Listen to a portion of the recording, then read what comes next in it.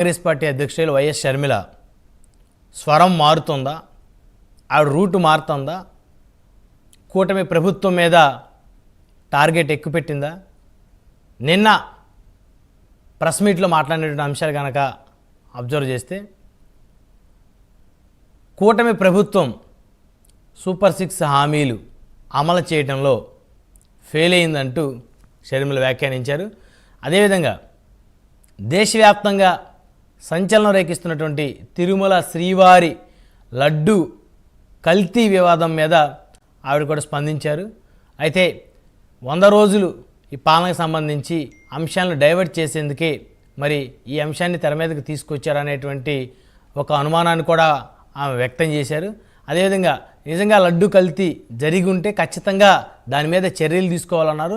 ఎందుకు దాని మీద కూటమి ప్రభుత్వం చాలా స్లోగా వ్యవహరిస్తున్నారు అంటే ఈరోజు సాయంత్రం ఆంధ్రప్రదేశ్ రాష్ట్ర కాంగ్రెస్ పార్టీ అధ్యక్షురాలు షర్మిల గవర్నర్ని కలవన్నారు. కలిసి శ్రీవారి లడ్డు కల్తీకి సంబంధించి లడ్డులో వాడినటువంటి ఏదైతే నెయ్యి ఉందో నెయ్యి కల్తీకి సంబంధించి ఎన్డీడీబీ రిపోర్ట్లు ఏదైతే ఫిష్ ఆయిల్, గొడ్డు ఆయిల్, మాంసం ఆయిల్ ఏదైతే కల్తీ అయినాయి అని చెప్పేసి ఎన్డీడీబీ రిపోర్ట్లో ఉందో దానికి సంబంధించి ఆవిడ గవర్నర్ను కలిసి మరి కంప్లైంట్ చేయన్నారు. ఇది కనుక వాస్తవం అయితే ఖచ్చితంగా దీని మీద చర్యలు తీసుకోమని చెప్పేసి. సో లడ్డు కల్తీ వివాదం అయితే రోజు రోజుకైతే ముదురుతున్నట్లయితే కనపడతా ఉంది. ఇది జనసేన అధినేత కూడా స్పందించారు. శ్రీవారి ఆలయ ప్రతిష్టతను దెబ్బతీశారని చెప్పేసి ఆయన మండిపడ్డారు. అదేవిధంగా ఆంధ్రప్రదేశ్ మాజీ ముఖ్యమంత్రి జగన్మోహన్ రెడ్డి సైతం కూడా దేవుడిని అడ్డం పెట్టుకొని రాజకీయాలు చేస్తున్నారంటూ ఆవేదన వ్యక్తం చేశారు. తమకు ఏ పాపం తెలియదని చెప్పేసి అన్నారు. సో తాము శ్రీవారి లడ్డు కల్తీ చేసేటువంటి కార్యక్రమానికి ఎవరో కూడా శ్రీకారం చుట్టినా ఖచ్చితంగా వాళ్ళని శిక్షించాలని చెప్పేసి కూడా ఆయన కూడా మాట్లాడినటువంటి పరిస్థితుల్లోనే. అయితే స్వామివారిని అడ్డు పెట్టుకొని కూడా రాజకీయాలు చేయటం బాధాకరం అని చెప్పేసి ఆంధ్రప్రదేశ్ మాజీ ముఖ్యమంత్రి నిన్న జగన్మోహన్ రెడ్డి మాట్లాడారు. సో ఏదేమైనప్పటికీ కూడా ఎన్డీడీబీ రిపోర్ట్లో ఉన్నటువంటి అంశాలను అయితే ఖచ్చితంగా పరిగణించాల్సినటువంటి అవసరం ఉంటుంది. సో ముదురుతున్న లడ్డు వివాదం ఈ అంశాన్ని చర్చిద్దాం. ఇదే వాళ్ళ హాట్ టాపిక్లో మనతో పాల్గొనడం కోసం అవుతూ శ్రీధర్ రెడ్డి గారు, వైఎస్ఆర్ కాంగ్రెస్ పార్టీ సీనియర్ నాయకులు, అధికార ప్రతినిధి మనతో జూమ్కలు అందుబాటులో ఉన్నారు. అదేవిధంగా కృష్ణాయిల్ గారు, రాజకీయ విశ్లేషకులు మనతోటి జూమ్కలు అందుబాటులో ఉన్నారు. అదేవిధంగా ఎస్కే బాజీ గారు, బీజేపీ అధికార ప్రతినిధి, వారు కూడా మనతోటి జూమ్కలు అందుబాటులో ఉన్నారు. అదేవిధంగా చెన్నుపాటి శ్రీనివాస్ గారు, తెలుగుదేశం పార్టీ సీనియర్ నాయకులు, మరికొద్దిసేపట్లో వారు కూడా మనతో జూమ్కలు జాయిన్ అవుతారు. ముందుగా బాజీ గారితో మాట్లాడదాం. బీజేపీ అధికార ప్రతినిధి బాజీ గారు, గుడ్ మార్నింగ్ అండి. Good morning. శ్రీవారి లడ్డూ ప్రసాదం దేశవ్యాప్తంగా ఎంతో ప్రతిష్టత ఉన్నటువంటి లడ్డూ ప్రసాదం అన్నమాట. ఎవరో తిరుమల వెళ్ళి వచ్చినా కూడా సో ప్రసాదం తెచ్చారా, లడ్డు తెచ్చారా అని అడిగేటువంటి పరిస్థితి. అంత ఇష్టంగా భక్తులందరూ కూడా ఆ లడ్డు ప్రసాదాన్ని కోరుకుంటారు. అలాంటి లడ్డు ప్రసాదంలో కలిపేటువంటి నెయ్యిలో ఏదైతే కల్తీ జరిగింది అనేటువంటి ఎన్డీడీబీ రిపోర్ట్ వచ్చిందో దానికి సంబంధించి వివాదం రోజు రోజు కూడా ముదురుతూ ఉంది.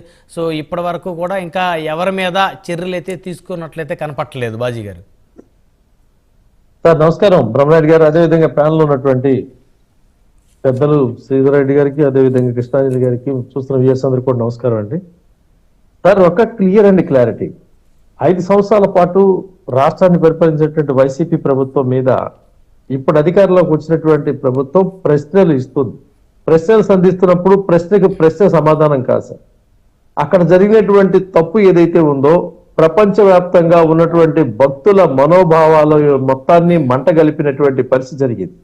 ఆరోపణ పర్వం అనుకుంటే ఇది ఆరోపణ మాత్రమే అంటే ఖండించి వదిలేసేటువంటి అంశం కాదు. మేము నిజాయితీగా ఉన్నటువంటి నిరూపణ చేసుకోవాల్సినటువంటి బాధ్యత ఈ రోజున ఆ రోజున సిఎస్సి చైర్మన్ గా ఉన్నటువంటి సుబ్బారెడ్డి గారు కానీ, ఈఓ జవహర్ రెడ్డి గారు కానీ వీళ్ళందరూ క్లారిటీ ఇవ్వాలి. ఎందుకంటే కొత్తగా వెళ్ళినటువంటి జేటీఓ శ్యామలరావు గారు వచ్చిన 4వ రోజులు చెప్పారు, ఇక్కడ అన్ని కల్తీ జరిగినాయి, ఆహారంలో నాణ్యత తగ్గింది, లడ్డూలో కల్తీ జరిగింది, లడ్డూ నాణ్యత తగ్గింది, వీటన్నిటిని మళ్ళీ మారుస్తామని 4వ రోజునే చెప్పారు. ఆ రోజున గొంతిప్పడానికి సిద్ధపడలేదు. ఎందుకంటే 5 సంవత్సరాల పాటు చేసినటువంటి ఘోరమైనటువంటి తప్పులు ఏవైతే ఉన్నాయో ఆ తప్పులు కేవలం 100 రోజులు అడిగితే మీరెందుకు లేట్ అయ్యారనేటువంటి ప్రశ్నిస్తాం అనేది అసలు జరిగిందా లేదా, ఈ యొక్క నివేదికలో వచ్చినటువంటి వాస్తవాలా కావాలని చెప్పడం మొదలు చేయకుండా కేవలం దీన్ని మీరు ఉద్దేశపూర్వకంగా చేశారని చెప్పినటువంటి మాట. జగన్మోహన్ రెడ్డి గారిని నమ్మటానికి ఆంధ్రప్రదేశ్ ఉన్నటువంటి హైందవ ధర్మ సంబంధించినటువంటి ఎవరికి కూడా అవకాశం లేదండి. ఎందుకంటే అంతర్వేదిలో రథం తగలబడినట్టు కారణం ఎవరంటే పిచ్చివాళ్ళు చేశారని చెప్పారు. రామతీర్థంలో రాముడు తల తీసేసింది ఎవరని చెప్పారంటే ఎవరు చేశారో తెలియదని వాళ్లే ధర్నా చేశారు. ఎవరు ప్రభుత్వంలో ఉన్న వాళ్లే ముందే పోయి విజయసాయి రెడ్డి గారు చేసినటువంటి పరిస్థితి. ఇది కాకుండా ఇంకో మాట మాట్లాడాలంటే ఇవాళ మీరు అడ్డమైనటువంటి దేవుణ్ణి అడ్డం పెట్టుకొని చేస్తారనంటే 2019లో ఏదైతే విజయసాయి రెడ్డి గారు పింక్ డైమండ్ పోయింది ఎదిగితే చంద్రబాబు నాయుడు గారి ఇంట్లో దొరికిద్దని, వంటగది తవ్వితే వచ్చిన నిధులు దొరికితే చంద్రబాబు నాయుడు గారి ఇంట్లో దొరికితే 12 గంటలకి ఇప్పుడు ఎలాంటి అర్జెంట్ గా అక్కడ ఉన్నాయి నిధులు మీరు దొరికిపోతాయని చెప్పినటువంటి మాటలన్నీ కూడా మరి అవన్నీ కూడా ఈ రోజు మీరు మాట్లాడినట్టుగా దేవుణ్ణి అడ్డం పెట్టి చేసినటువంటి రాజకీయాలని ముందు మీరు ఒప్పుకోవాల్సినటువంటి అవసరం ఉంది. ఇవాళ వచ్చినటువంటి రిపోర్టు, గుజరాత్ నుంచి వచ్చినటువంటి రిపోర్ట్ లో ఉన్నటువంటి నాణ్యత కేవలం 320 రూపాయలకి కిలో నెయ్యి ఇవ్వగలిగేటువంటి పరిస్థితి ఉందనంటే అందులో ఖచ్చితంగా కల్తీకి పాల్పడేటువంటి అవకాశం 100కి 100% ఉంటుంది. ఆ కల్తీలో పాల్పడటానికి ఆ కాంట్రాక్టర్ ఎవరెవరికి ఎంతెంత ముడుపులు ఏ ఏ రూపాల్లో ఇచ్చారనేటువంటి వాస్తవాలు బయటికి రావాల్సినటువంటి అవసరం ఉంది. ఆ ప్రభుత్వం మరి 4 సంవత్సరాల తర్వాత నిందితులుగా పేర్చి పట్టుకున్నటువంటి ఆనాటి ప్రతిపక్ష నాయకుడు ఈనాటి ముఖ్యమంత్రిని ఎలక్షన్ 2 నెలలు ఉండగా ఒక దోషిగా నిర్దేశించినటువంటి పరిస్థితి 5 సంవత్సరాల పాలనలో. మీరు జూన్ 12 వచ్చిన దాన్ని జూలై 23 పంపించారు. జూలై 23 వచ్చిన తర్వాత ఇప్పుడు ఎందుకు ఆగిపోయారు అనేటువంటి ప్రశ్న సహేతం కానటువంటి ప్రశ్న అనమాట, అసంబద్ధమైంది. అదేవిధంగా అన్నకి గొంతు కలిపినటువంటి చెల్లి ఈ రోజున వైఎస్ఆర్ నాయకత్వంలో, ఆయన తండ్రి గారి నాయకత్వంలో ఇద్దరు 2 పార్టీలు ఆంధ్ర ప్రజల యొక్క మనోభావాల మీద ఆడుతున్నటువంటి ప్రశ్న. వారు కూడా ఇవాళ అడుగుతున్నది వాళ్ళ అన్న అడగమనండి. ఈ ముఖ్యమంత్రిని మీరు ఇప్పుడు దాకా చేతులు కట్టుకున్నారని అడగటం కాదు. ఆ ముఖ్యమంత్రిగా ఉన్నప్పుడు అప్పుడు అంత రథాల మీద దాడి జరిగినప్పుడు, అప్పుడు దేవాలయాల్లో అమ్మవారి గుళ్ళో విగ్రహాలు పోయినప్పుడు, అప్పుడు ఆంధ్ర రాష్ట్రంలో ప్రతి దాడిని అప్పుడు ప్రశ్నించకుండా వచ్చినటువంటి ఈ మహాతల్లి ఈ రోజు బయలుదేరి వచ్చి ఆ బాణాలు ఇక్కడ ప్రభుత్వం మీద వేయటం అనేది చేతగానటువంటి ప్రశ్న. 4 సంవత్సరాలు అధికారంలో ఉండగా ఏది వివేకానంద రెడ్డి గారు హత్య జరిగాక 4 సంవత్సరాల తర్వాత ఆడపిల్ల అంటే ఆడపిల్లేనని చెప్పినటువంటి ఈ ఆడపిల్ల ఆ రోజు 4 సంవత్సరాల తర్వాత వచ్చి మళ్ళీ వివేకానంద రెడ్డి గారు హత్య జరిగింది, మా బాబాయిని చంపేశారని అడిగినటువంటి ప్రజలకి అందరి మనసులో ఉంది ఆ ప్రశ్న ఎలా అడిగిందో అనేటువంటి. కేవలం రాజకీయ స్వార్థంతో ఇవాళ వైఎస్ఆర్ బొమ్మని, వైఎస్ఆర్ ఆ మాటని అడ్డం పెట్టుకొని రాజకీయాలు చేస్తున్నటువంటి పరిస్థితి ఇద్దరికి ఉందండి.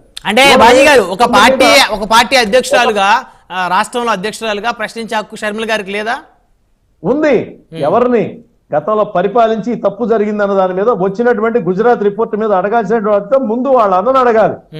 వాళ్ళ అడగకుండా మీ ప్రభుత్వంలో ఉన్నారు, మీరు పట్టించుకోలేదు, మీరు వాళ్ళు ఒకటేనటువంటి మాట మాట్లాడుతున్నట్టు అంటే ప్రజలు ఏ అభిష్టం మేరకు అధికారాన్ని అందించారో వైఎస్ఆర్ ప్రభుత్వం పాలన మంచిది కాదని ఆ ప్రభుత్వం ఇచ్చిన వ్యక్తిని మీరు ఒక నిజాన్ని బయటకు తీస్తే ఈ నిజంలో మీరు ఏం చేశారంటే ఇప్పుడు కాదంబరి జత్వాన్ని విషయమే తీసుకుందామండి. ఎంతకాలం అయింది ఆ సంఘటన జరిగి? ఎప్పుడు వాళ్ళ దోషులని చెప్పాల్సిన పరిస్థితి వచ్చింది. అవకాశం అధికారం వచ్చినప్పుడు దాని మీద సమీక్షించేటువంటి పరిస్థితి, దర్యాప్తు చేసేటువంటి అవకాశం వచ్చినప్పుడు అధికారంలో ఉన్న వాళ్ళు ఖచ్చితంగా చేస్తారు.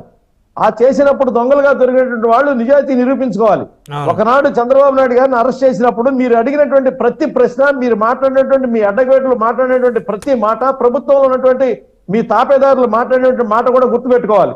వెంకటేశ్వర స్వామి దేవాలయంలోకి వెళ్ళేటప్పుడు మీరు సంతకం పెట్టాలి, మీరు క్రిస్టియన్ కాబట్టి అనేటువంటి ప్రశ్న వస్తే ఒక మంత్రి, ఆ యొక్క మినిస్ట్రీలో ఉన్నటువంటి జగన్మోహన్ రెడ్డి ముఖ్యమంత్రి స్థానంలో ఉన్నటువంటి ఒక మంత్రి ఎవరైతే ఉన్నారో, నీ అమ్మమ్మ కూడా కట్టించాడా గుడి అని చెప్పిన మాట్లాడినటువంటి సవట సన్యాసి దద్దం ఎవరైతే ఉన్నారో అలాంటి మంత్రులని ఈయన కేబినెట్ లో కూర్చోబెట్టారు. హిందూ విశ్వాసాలు ఇటువంటి ముఖ్యమంత్రి మీద ఉంటాయా అంటే ఇవాళ పలారం తిన్న ప్రతివాడు గుండె చదువుకుంటున్నాడు, నేను తిన్న పలారంలో కల్తీ జరిగిందా, ఇటువంటి మాంసాలు ఏది గొడ్డు మాంసాలు, పంది మాంసాలకు సంబంధించినటువంటి కల్తీ జరిగిందనేటువంటి బాధతో బాధపడుతున్నటువంటి తరుణంలో నువ్వు నిజం చెప్పు. రాజకీయ యుద్ధం కాదు ఇక్కడ కావాల్సింది.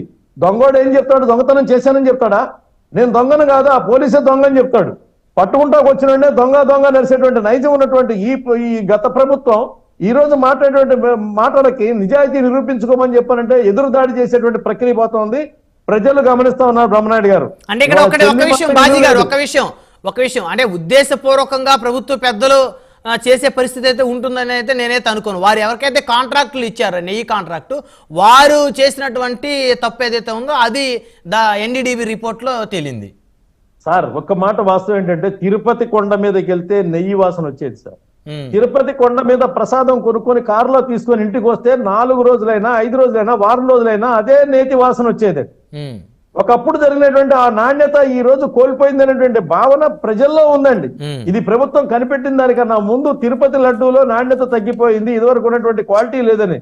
ప్రపంచవ్యాప్తంగా ఇది ఎలా తయారు చేస్తారో తెలుసుకోవాలనేటువంటి ఉత్సుకత ఉన్నవాళ్ళు, బ్రహ్మాండమైనటువంటి లడ్డు తింటే చాలనుకునేటువంటి ఆనందపడేవాళ్ళు, ప్రసాదంగా స్వీకరించే వాళ్ళు అందరూ కూడా ఇప్పుడు డంగైనటువంటి పరిస్థితి. నేను ఒక రాజకీయమైనటువంటి పరిస్థితి చెప్తా ఉన్నాను. వాళ్ళ దాడి చేస్తున్నటువంటి ప్రభుత్వం మీద ఇద్దరు కూడా అబద్ధం మీద మాట్లాడుతున్నటువంటి చెల్లి అన్నని అడగాలి ఈ ప్రశ్న. అన్న చెల్లిని కంట్రోల్ చేస్తూ అబద్ధం చెప్పాలి. వీళ్ళిద్దరు కలిసి కన్నటువంటి తండ్రి వైఎస్ఆర్ బొమ్మలు ఏవైతే ఉన్నాయో ఏ చేతిలో ఏ వైఎస్ఆర్ జెండా పెట్టాలి, ఏ చేతిలో ఏ కాంగ్రెస్ జెండా పెట్టాలో ముందు వాళ్ళిద్దరు తేల్చుకోవాల్సిన అవసరం ఉంది. వాళ్ళు తెలుసుకున్నాక అప్పుడు వైఎస్ఆర్ పదాలు ఎత్తుకుంటూ మాట్లాడాల్సిన పరిస్థితి అవుతుంది అనేది వాస్తవమైన విషయం అండి. మళ్ళీ వస్తాను బాజీ గారు, మనతోటి చిన్నపాటి సీన్ గారు కూడా జాయిన్ అయ్యారు. వారితో మాట్లాడే ముందు శ్రీధర్ రెడ్డి గారితో మాట్లాడదాం. శ్రీధర్ రెడ్డి గారు గుడ్ మార్నింగ్ అండి, వైఎస్ఆర్సీపీ సీనియర్ నాయకులు, రాష్ట్ర అధికార ప్రతినిధి. సో ఎప్పుడు బ్రహ్మనాయుడు గారు అక్కడ ఉన్న పెద్దవాళ్ళకి